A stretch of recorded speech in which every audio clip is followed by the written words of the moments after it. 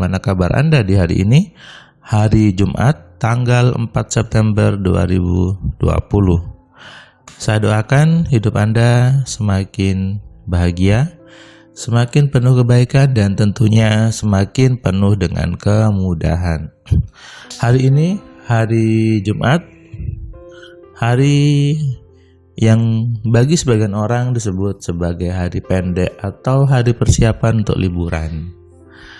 Hari ini saya kosong jadwal kelas AMC online, memang sengaja saya kosongkan. Dan ketika saya sudah kosongkan, memang sudah jadwal lama, ternyata kebetulan mama saya minta tolong untuk diantar atau minta tolong ditemani untuk diantar ke rumah sakit untuk konsul dengan dokternya. Padahal mama saya nggak tahu kalau hari ini saya kosong, dan ya udah saya kan berarti semuanya sudah teratur ya, sudah ditata oleh semesta, oleh Tuhan, sehingga ketika saya ngeset kosong hari ini, mama saya pun mungkin masuk ke pikirannya, dan mama saya minta saya untuk menemani ke rumah sakit untuk konsul dengan dokternya. Saya ke rumah sakit ditemani oleh istri, jadi kami bertiga tadi jemput mama dulu, kemudian ngantar mama ke rumah sakit. Sebagai seorang anak yang masih memiliki orang tua, masih memiliki seorang ibu, maka sudah seharusnya kita juga membagi pikiran kita, membagi diri kita, dan juga tentunya membagi waktu kita untuk orang tua kita, untuk ibu kita. Meskipun kita sibuk banyak aktivitas, banyak kegiatan, banyak bisnis, tapi ingat, doa ibu, doa orang tua itu membuat kita anak-anaknya jadi seperti ini. Jadi yang hebat, jadi yang baik. Seorang anak yang hebat itu pasti lahir dari ibu yang hebat. Seorang anak yang mampu berprestasi pasti lahir dari ibu yang berprestasi. Mungkin ada ibu yang dia salah dalam memberikan sugesti ke anaknya sehingga anaknya bisa menjadi miskin. Itu juga ada, tapi itu bukan kesalahan, itu karena mereka tidak tahu ya. Jadi kalau kita sudah memahami pikiran, seperti saya memahami pikiran dengan benar, maka saya memang memilih mana omongan-omongan, mana nasihat yang harus saya terima dari mama atau papa saya gitu ya. Saya memang memilih. Kenapa? Saya tahu mana yang enak buat saya, mana yang mendukung saya jadi kaya, mana yang tidak. Tapi bukan berarti ketika kita menolak nasihatnya kemudian kita jadi jadi ada barrier atau jadi menjauh atau apa, tidak, bukan di situ. Kita hanya menolak nasihatnya tapi tetap menghargai, tetap menghormati mereka sebagai orang tua. Karena bagaimanapun ketika mereka berdoa itu juga untuk anak-anaknya.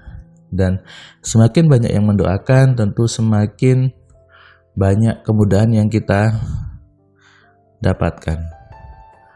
Istri, anak-anak gitu ya, masih ada orang tua, masih banyak doa-doa yang memang untuk kita, sehingga membuat kita menjadi jauh lebih baik hidupnya. Dan itu yang harus kita jaga sebetulnya, menjaga supaya orang-orang terdekat kita berdoa yang baik-baik, orang terdekat kita mendoakan yang penuh kebaikan. Tanpa disadari, seorang suami, seorang kepala keluarga membatasi doa itu. Ini sering saya temui, misalnya ada seorang suami yang ketika anaknya minta sesuatu tidak boleh, bilang tidak punya uang.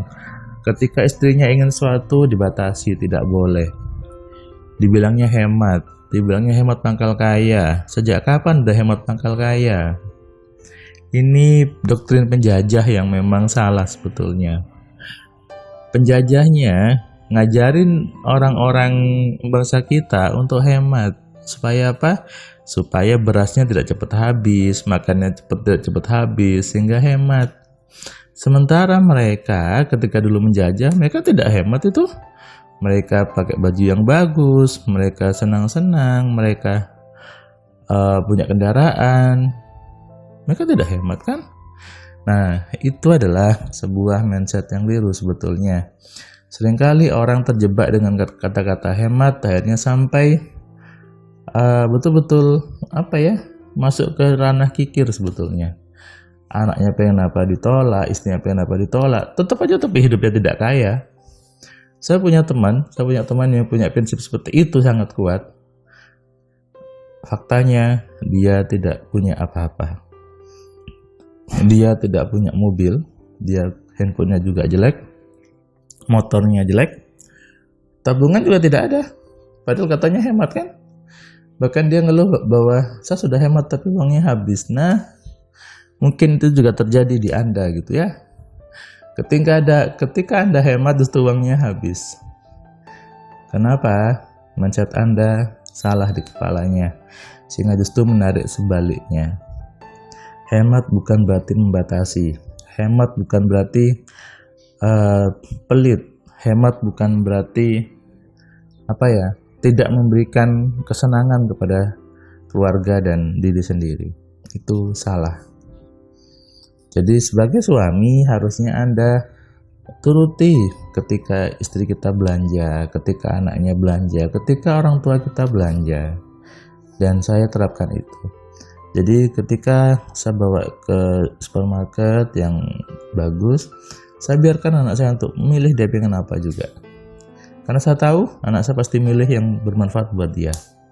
Nah, ini yang penting kita ajari sebelum belanja. Maksudnya sehari-harinya kamu butuhnya ini, kamu butuh ini yang bagus barangnya, ini yang bagus barangnya. Nah, sehingga apa? Ketika nanti anak-anak kita dilepas untuk belanja, mereka pasti memilih yang memang bermanfaat. Tidak mungkin memilih barang yang nggak dia pakai gitu loh. Jadi biarkan aja. Kenapa? Ketika anak istri kita pengen sesuatu dan dia punya mimpi yang besar, maka sebetulnya mereka sedang berdoa. Sehingga ketika kita suaminya bilang jangan, itu tidak boleh, ini mahal, ini tidak punya uang, sadarkah Anda bahwa Anda sedang menghalangi doa-doa mereka? Sadarkah Anda bahwa Anda sedang menghalangi jalan rezeki Anda sendiri? Sadarkah Anda bahwa Anda sedang membatasi uang yang masuk ke diri Anda? Ini yang saya bilang salah. Coba deh, Anda nikmati ketika belanja, Anda nikmati ketika anak Anda pengen sesuatu, Anda nikmati ketika istri Anda ingin sesuatu, ibu Anda ingin sesuatu. Turuti saja dan minta doanya. Hidup Anda pasti jauh lebih baik dari sekarang. Saya sudah buktikan itu. Buat Anda yang masih ngotot dengan hemat pangkal kaya, mau sampai kapan? Dan saya tahu Anda yang punya prinsip seperti itu pasti hidupnya juga tidak kaya. Kenapa? Memang itu mindset yang salah. Oke? Jadi sekarang coba berani turuti anak istri Anda, turuti ibu Anda. Nikmati hidup ini. Hidup ini sekali. Harus dinikmati. Hidup ini hanya mampir, betul, makanya dinikmati. Hidup ini hanya singkat, betul, nikmatilah hidup ini. Lihat semesta, lihat alam. Nikmati hidup Anda. Rugi kalau Anda tidak menikmati yang sebentar ini. Oke? Selamat malam, selamat menikmati malam ini, selamat menikmati hidup Anda. Jadikan hidup penuh kebaikan dan penuh keberlimpahan. Salam dari saya, Firman Pratama. Assalamualaikum.